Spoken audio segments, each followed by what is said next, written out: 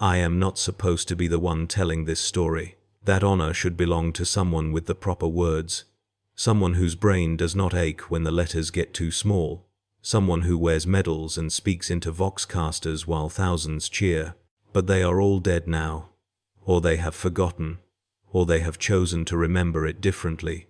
So it falls to me, Sergeant Corris of the 447th Apuman Auxiliary, designation Ogryn Beta 7734, the one they called Bonehead before they called me Hero, before they stopped calling me anything at all. I will tell it the way it happened.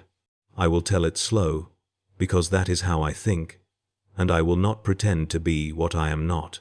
The world was called Vethris Prime, though we just called it the hot place. The sun there was angry, always angry, and it beat down on the trenches until the metal of our lascans burned our hands, even through the gloves. I remember the heat more than anything else at the beginning. It lived in my skull like a second brain, pounding and pounding, making it hard to remember my orders. But I always remembered my orders. That was the one thing I was good at, the officers said. Bonehead follows orders. Bonehead does not think too much. Bonehead points the Ripper gun where you tell him, and pulls the trigger until the bad things stop moving. They said these things like they were insults, but I heard something else underneath.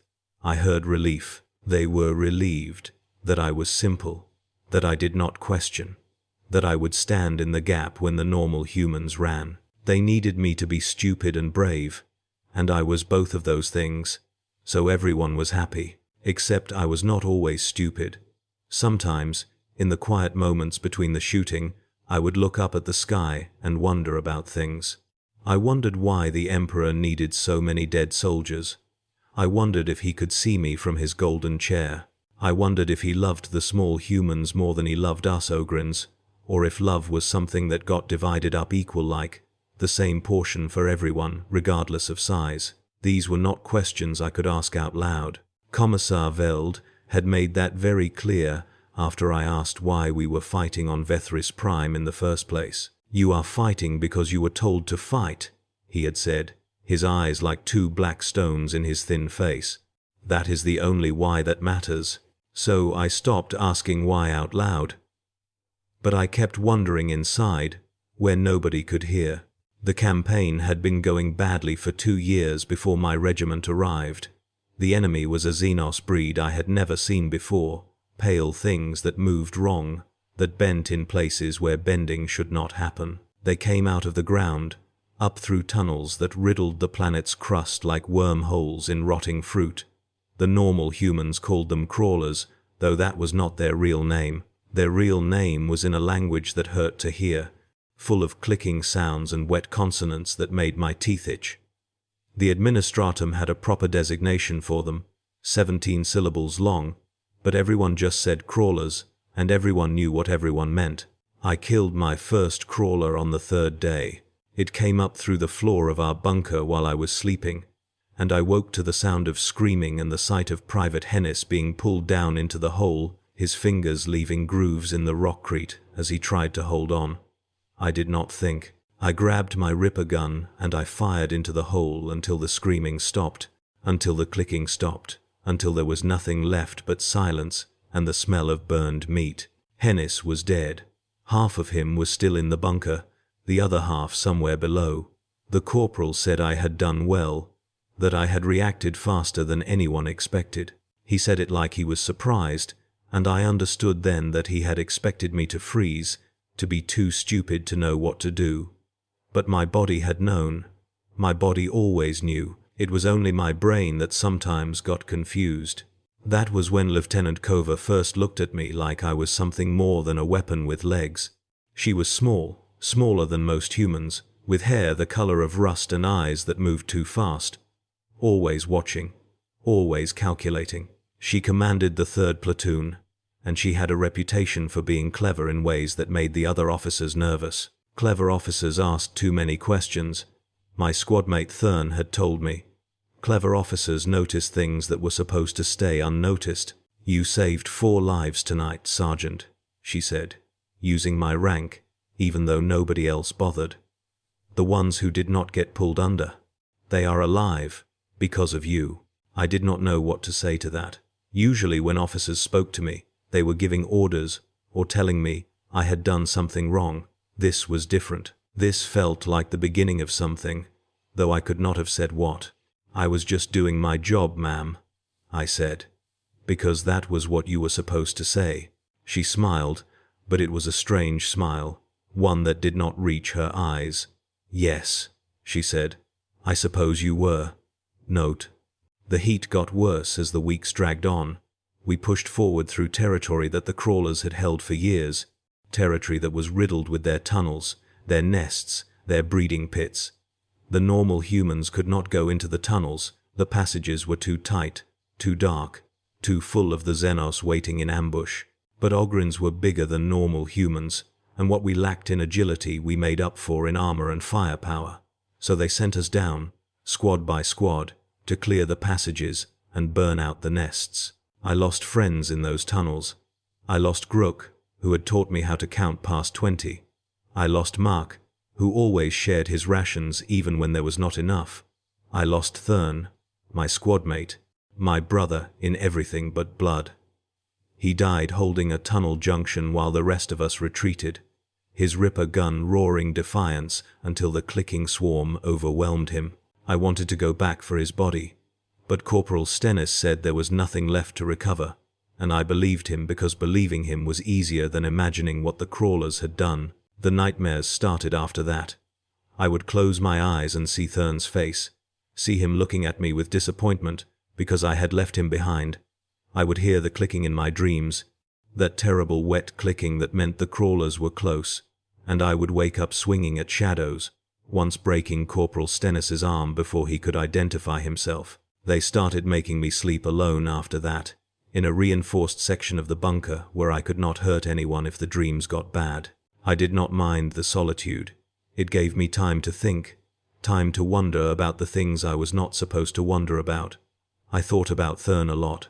I thought about what he would have wanted me to do if he could have spoken to me one last time. Protect the small ones, I decided. That was what Thurn would have said. They are fragile, Chorus. They break easy. You have to look out for them, because they cannot look out for themselves. So that became my mission, my private mission that nobody gave me and nobody knew about. I watched the normal humans in my platoon, learned their names and their faces and their little habits. I learned that Private Corso bit his nails when he was nervous. I learned that Corporal Stennis prayed to the Emperor every night, his lips moving silently in the dark. I learned that Lieutenant Kova never slept, or if she did it, standing up with her eyes open, like a machine that never needed rest. I learned that they were all afraid, all the time, even when they pretended not to be. Even Commissar Veld, with his black coat and his cold eyes and his pistol that had ended more guardsmen than crawlers. I saw him once, alone behind the latrines, shaking so badly that his bolt pistol rattled against his thigh. He did not know I was watching. If he had known, he would have shot me, probably.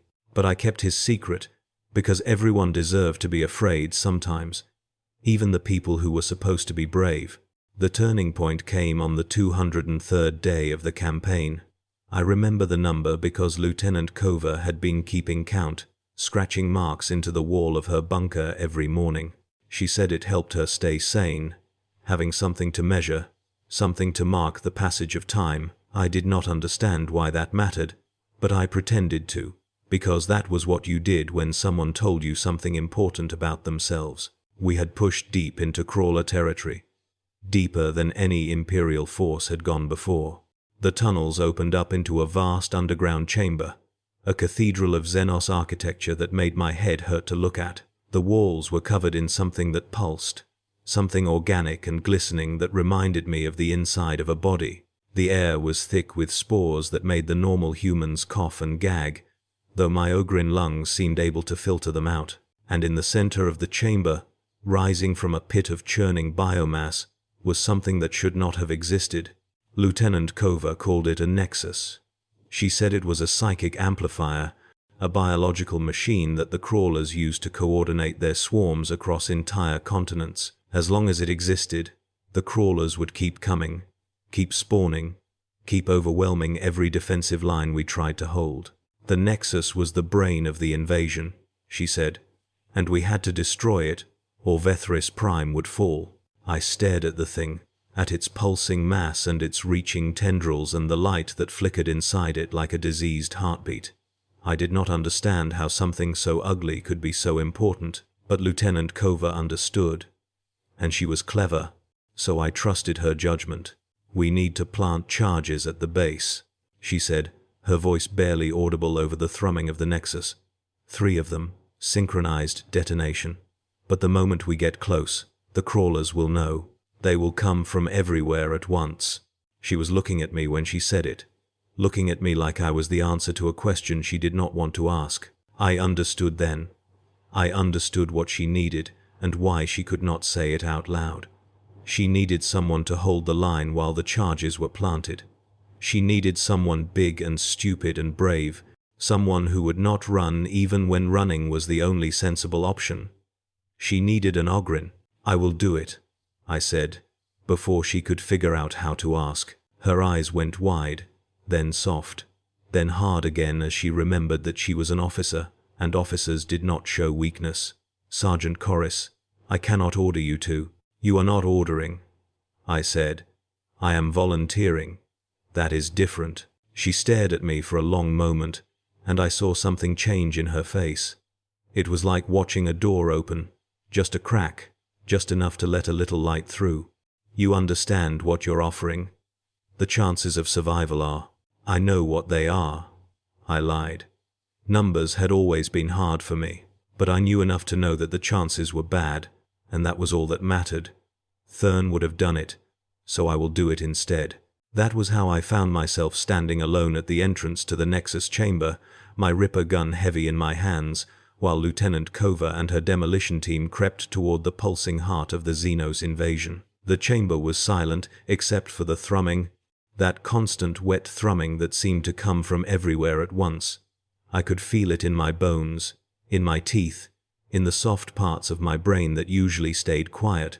The first crawler came out of the wall to my left. I saw the stone ripple and split, saw the pale limbs emerge like a nightmare being born, and then I was firing, the Ripper gun bucking in my hands as it tore the Xenos apart. The sound was tremendous in the enclosed space, a rolling thunder that drowned out even the thrumming of the Nexus, but I could still hear the clicking. I could always hear the clicking. More of them came, a dozen, then 2 dozen, then more than I could count. They poured out of the walls, up from the floor, down from the ceiling, an endless tide of pale flesh and clicking mandibles.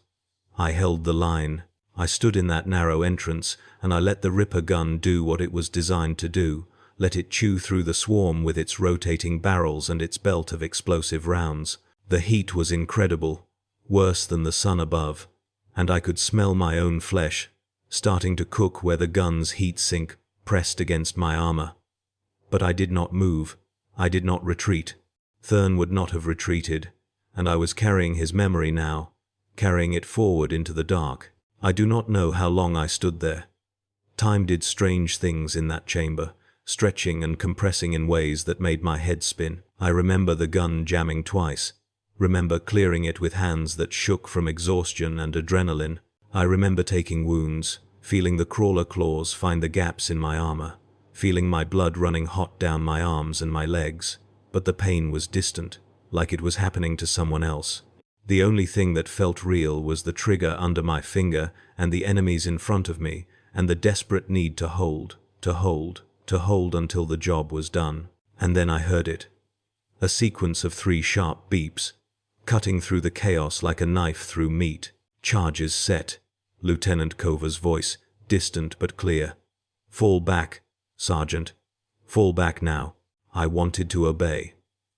Every part of me wanted to turn and run, to follow the small humans out of that nightmare chamber and into the relative safety of the tunnels beyond.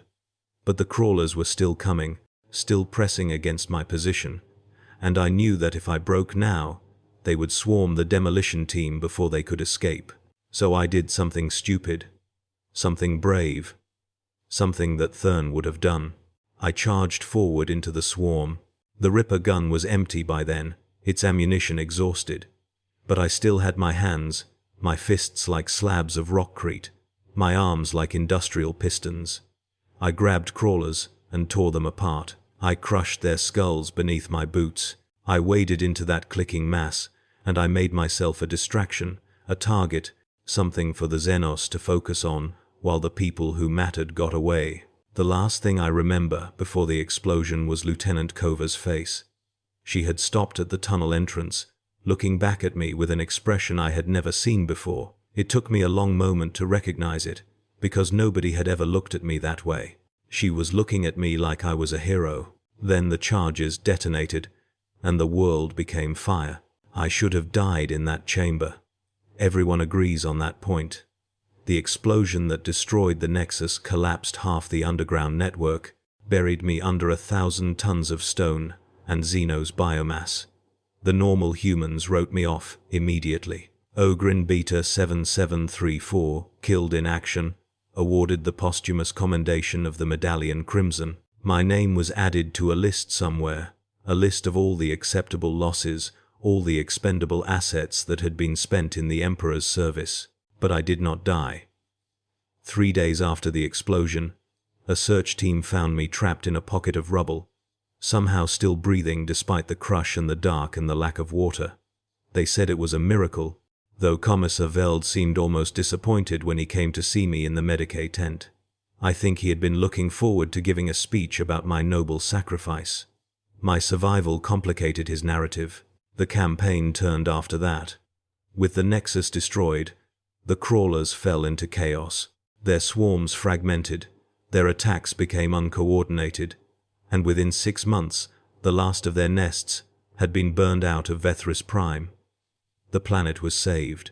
Millions of lives that would have been lost were instead preserved. Families that would have been torn apart kept whole. Cities that would have been consumed rebuilt instead. I did not feel like a hero. I felt tired and broken and confused. The wounds I had taken in the Nexus chamber healed slowly, leaving thick ropes of scar tissue across my arms and chest. The Medicae said I would never be combat effective again, that the nerve damage was too extensive. They started the paperwork to have me retired to some quiet world where old soldiers went to die. But Lieutenant Kova had other plans. She came to see me in the Medicae tent on the evening before my transfer was supposed to happen. She was wearing her dress uniform, the one with all the medals and the fine stitching, and she was carrying a data slate that she pressed into my hands like it was something precious. "I have recommended you for the Order of the Emperor's Shield," she said. "The planetary governor has approved. The ceremony is tomorrow." I looked at the data slate, at the words swimming on its surface, and I felt something strange happening in my chest. It was not pain. Exactly. It was bigger than pain, heavier, like my heart had suddenly grown too large for my ribs to contain. "I do not understand," I said, because I did not. "You saved Vethris Prime, Sergeant Corris." She said my name like it meant something, like it was a word worth remembering. "You held the line when everyone else would have broken. You charged into impossible odds to give us time to escape. Without you, the charges never would have detonated. Without you, we all would have died in that chamber. Without you, this entire world would have fallen to the crawlers." "I was just doing my job," I said, falling back on the old response. But she shook her head, and there was that strange look again, that looked like I was something more than a weapon with legs. "No," she said. "You were doing what heroes do. You saw what needed to be done, and you did it, even though it should have killed you, even though every logical calculation said it was impossible. You did it anyway." I thought about that for a long moment. I thought about Thurn, about his voice in my memory telling me to protect the small ones. I thought about Commissar Veld shaking behind the latrines. I thought about Lieutenant Kova's eyes, the way they had looked at me in that last moment before the explosion. "I did not want to be a hero," I said finally. "I just wanted to bring everyone home." She smiled, and this time it reached her eyes. "That is what makes you a hero, Sergeant. You did not want to be one. You just wanted to help people. The wanting to help, that is where heroism lives." The ceremony was held in the grand plaza of Vethris Prime's capital city. I stood on a stage in front of a crowd so large that it made my head spin, while a man in golden robes pinned a medal to my chest and spoke words that I barely heard over the roaring in my ears. The words were about courage and sacrifice, and the Emperor's light shining through his humblest servants. They were nice words, I suppose, but they did not feel like they were about me. What felt real was the moment afterward, when Lieutenant Kova took my hand and squeezed it gently, her small fingers disappearing in my massive palm. "Thank you," she said, quietly enough that only I could hear, "for everything." That night, alone in my quarters, I looked at the medal they had given me. It was a heavy thing, gold and crimson, with the Emperor's face etched into the center. I held it up to the light and tried to see what everyone else saw when they looked at it. A symbol of heroism, proof that even an Ogryn could matter. But all I saw was metal. All I felt was the weight. I thought about Thurn again. I thought about how he would have laughed if he could have seen me now, standing on stages and wearing medals like I was someone important. He would have slapped me on the back and made some joke about bone-headed luck, and we would have gone back to our bunker and everything would have been normal again. But Thurn was dead, and I was alive, and nothing was normal anymore. They transferred me to a ceremonial unit after that. The Ogryn who saved Vethris Prime, they called me. A symbol of imperial might, a proof that even the Abhuman could serve the God Emperor with distinction. They paraded me out at recruitment rallies and victory celebrations, had me stand silently while politicians pointed at me and spoke about duty and sacrifice and the glory of the Imperium. I hated it. I hated every moment of it. I hated the speeches and the crowds, and the way everyone looked at me like I was a thing instead of a person. I missed the trenches, missed the simple clarity of combat where everything made sense. Point the gun, pull the trigger, protect your squadmates. These were things I understood. Heroism, glory, inspiration. These were things for people smarter than me. But I did my duty, because that was what I had always done. I stood where they told me to stand.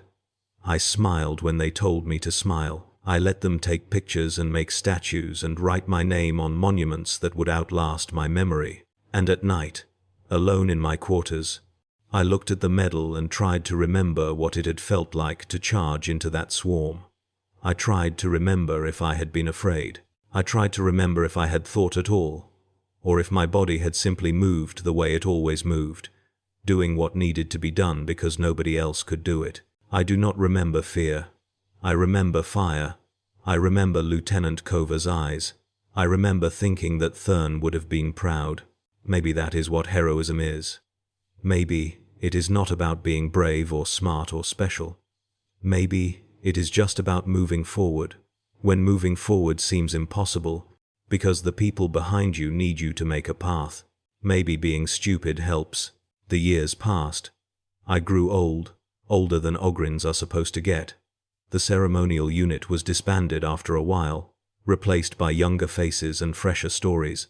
I was given a small hab unit on a quiet world, a pension that kept me fed, and a lifetime supply of the enzyme treatments that kept my body from shutting down.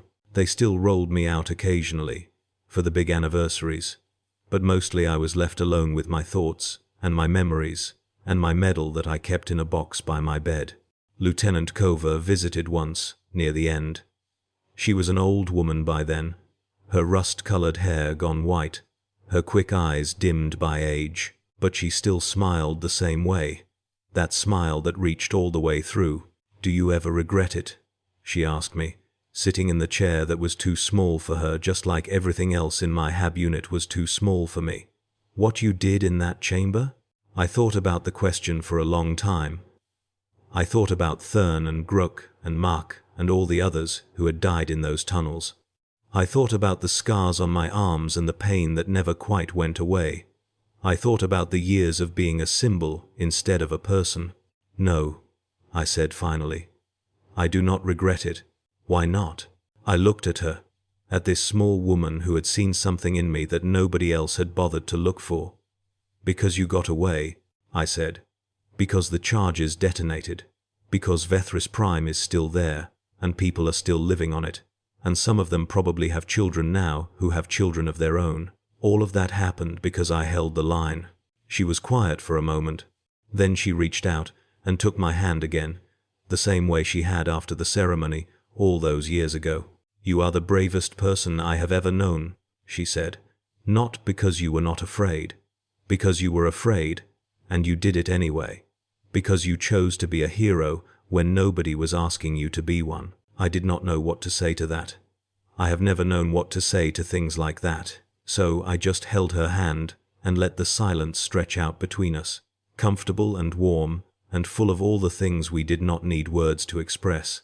She died a few years later. They sent me a message about it, official and cold.